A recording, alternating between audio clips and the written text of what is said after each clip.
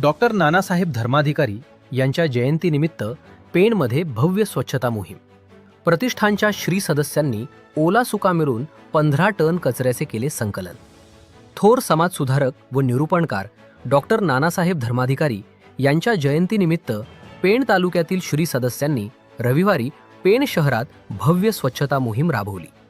Doctor Nanasaheb Dharmadhikari प्रतिष्ठान यांच्या माध्यमातून पार पडलेल्या या उपक्रमात तब्बल 970 श्री सदस्य सहभागी झाले होते.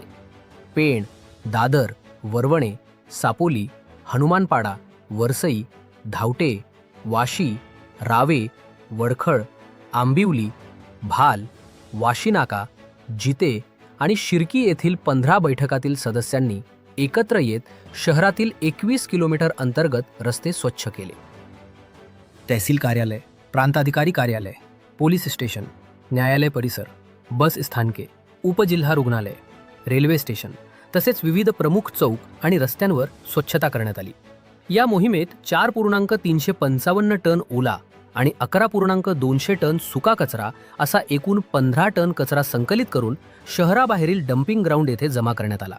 यावेळी उपनगराध्यक्ष निवृत्ती पाटील, नगरसेवक अभिराज कडू, नगरसेवक मितेश शहा, नगरसेविका कलावती पाटील, जस्विन पाटील, मुख्याधिकारी जीवन पाटील, आरोग्य निरीक्षक दयानंद गावण आदींसह मान्यवरांनी श्री सदस्यांच्या स्वच्छता मोहिमेला उपस्थिती लावली होती.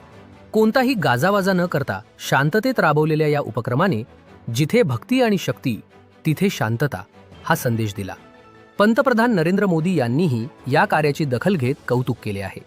डॉक्टर धर्माधिकारी यांनी सुरू केलेली स्वच्छतेची आणि संस्कारांची चळवळ डॉक्टर अप्पासाहेब धर्माधिकारी आणि सचिनदादा धर्माधिकारी पुढे नेत आहेत. शहरातील नागरिकांनीही हा आदर्श घेऊन शहर स्वच्छ ठेवावे असे आवाहन नगराध्यक्षा प्रीतम पाटील यांनी केले. आपण पाहत आहात शिवतेज समाचार न्यूज चॅनल.